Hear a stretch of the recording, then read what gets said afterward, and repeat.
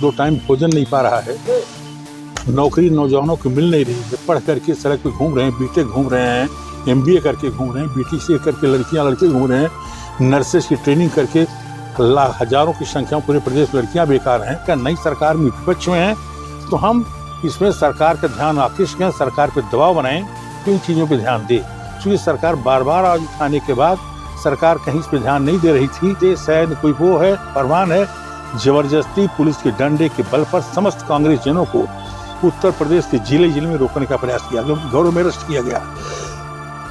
50 का 60-70 वर्ष तक उन आज़ादी के लागू होने के बाद कम से कम 50 साल तक जिन्होंने संविधान को माना ही नहीं। संविधान जब लागू हुआ 26/1950 को तो पूरी जनसंघ और आरएसएस दिल्ली में संविधान की प्रतियां जला रही थी, फूंक रही थी। क्या मामला है सर आप लोगों का? हमारा क्या मामला प्रदेश का है और पूरे प्रदेश में अराजकता फैली है, लोकतंत्र की खुलेआम हत्या हो रही है, महंगाई चरम कश पे है, गरीब आदमी दो टाइम भोजन नहीं पा रहा है, नौकरी नौजवानों को मिल नहीं रही है, पढ़ करके सड़क पे घूम रहे हैं, बीटेक घूम रहे हैं, एमबीए करके घूम रहे हैं, बीटीसी करके लड़कियां लड़के घूम रहे हैं, नर्सेस की ट्रेनिंग करके हजारों की संख्या में पूरे प्रदेश में लड़कियां बेकार हैं, कानून व्यवस्था ध्वस्त है प्रदेश की और बेरोजगारी इंतहा बढ़ चुकी है। इस समस्या को लेकर के लोकतंत्र में हम एक जागरूक पार्टी होने के नाते और सबसे पुरानी पार्टी होने के नाते हमारा दायित्व बनता है, अगर हम सरकार में हैं तो इसका निवारण कर, नई सरकार में विपक्ष में हैं तो हम इसमें सरकार का ध्यान आकृष्ट करें, सरकार पे दबाव बनाएं कि इन चीज़ों पे ध्यान दे, क्योंकि सरकार बार बार आवाज उठाने के बाद सरकार कहीं इस पे ध्यान नहीं दे रही थी। तो हमारे प्रदेश अध्यक्ष अजय राय जी ने दिल्ली के हमारे नेताओं के निर्देश पे हम उत्तर प्रदेश की विधानसभा का घेराव करने का आज का निर्णय लिए कि हम घेराव करेंगे, जिससे कि सरकार पे दबाव बने, सरकार ध्यान आकृष्ट हो, जनता का भी ध्यान उसे जाए और दबाव में सरकार कुछ कार्य करे। लेकिन ये निरंकुश सरकार जो प्रदेश की तानाशाह मुख्यमंत्री है, इसने मैं 50 साल का मेरा अनुभव इस प्रदेश में है राजनीति का, आज तक कभी ऐसा स्थिति नहीं आई कि अधोघोषित, जिसे कर्फ्यू कहा जाता है, अधोघोषित इमरजेंसी कहा जाता है, लागू हो। अगर लागू होता था सीधे आदेश होता था, पुलिस वारंट बनाती थी, गिरफ्तार करती थी, जेल भेजती थी।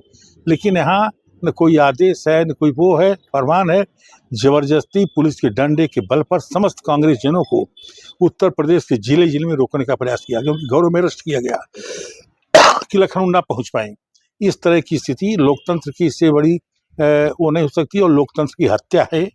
और आज उसी कड़ी में यहाँ पर हम लोग ना जा सकें, हमारे एनएसयूआई के प्रेसिडेंट हैं, ये सेवा दल के हमारे प्रदेश सचिव हैं और सारे पीसीसी मेंबर हमारे राकेश हैं, राकेश, ये तमाम सारे लोग कुछ लोगों को लाए हमारे यहाँ, हमको इससे निकलना था हाउस अरेस्ट कर दिया बिना लिखा पढ़ी के, बिना उसके। और जबकि आज का समाप्ति हो रहा है और कल से यहाँ लोग पड़े हैं, पुलिस पड़ी है, अच्छा, और अभी तक परमिशन नहीं कोई यहाँ सिल पाए। कब हाउस अरेस्ट आप लोगों को किया गया? कल शाम को। कितने लोग हैं सर? कितने लोग हो? 8-9 लोग होंगे, 7 लोग।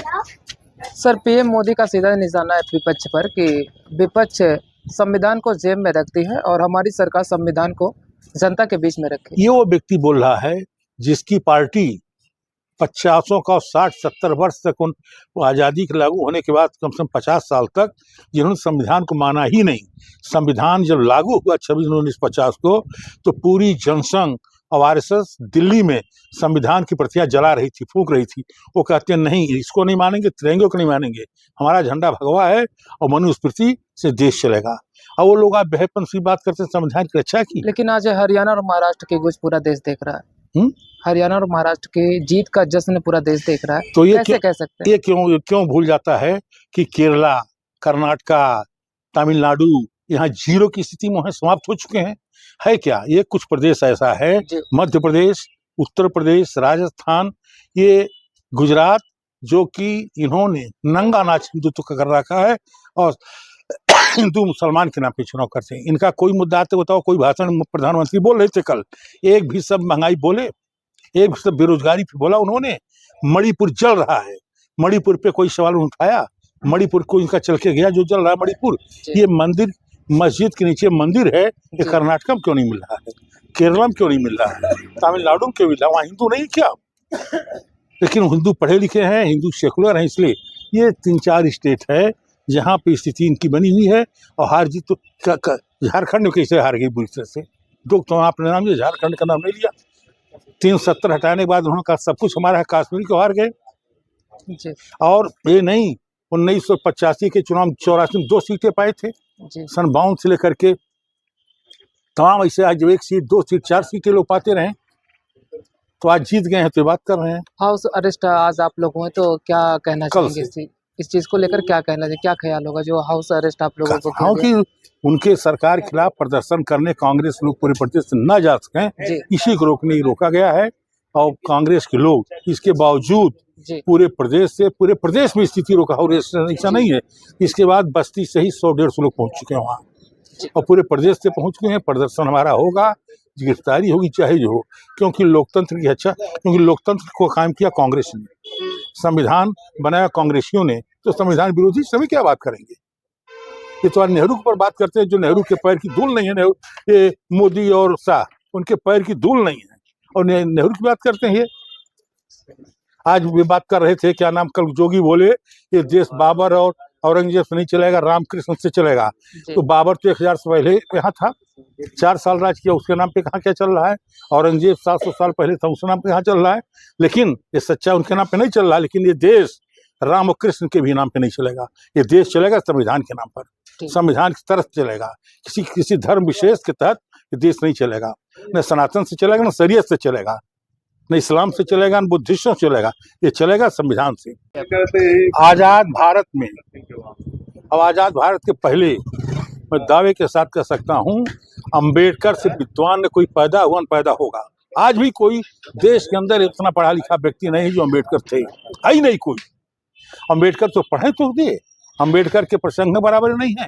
अंबेडकर ने इस मुल्क को संविधान ही नहीं दिया, इस मुल्क के दबे कुचले पिछड़े लोगों को जीने का अधिकार दिया, उन्हें बताया। और कितना बड़ी चीज उसने नारा जो दिया था, वो कहा था कि शिक्षा शेरनी का दूध है, जो पिएगा दहाड़ेगा। और जितनी उपेक्षा के बाद अंबेडकर इतना पढ़े हैं, कोई व्यक्ति उतनी उपेक्षा के बाद पढ़ नहीं सकता था, और देश को दिशा दिया है। जिससे अंबेडकर के बारे में बोलने का, अंबेडकर की तुलना, राम हमारे आराध्य, हम भी मानते हैं राम को, इसी बात नहीं है, लेकिन राम कुछ और चीज थे, अंबेडकर पाएंगे, हम उससे तुलना नहीं करना चाहते। लेकिन अंबेडकर जो है ना, इस दुनिया को उन्होंने गांधी कोई नहीं हो सकता, उसी तरह अंबेडकर भी दूसरा नहीं हो सकता कोई।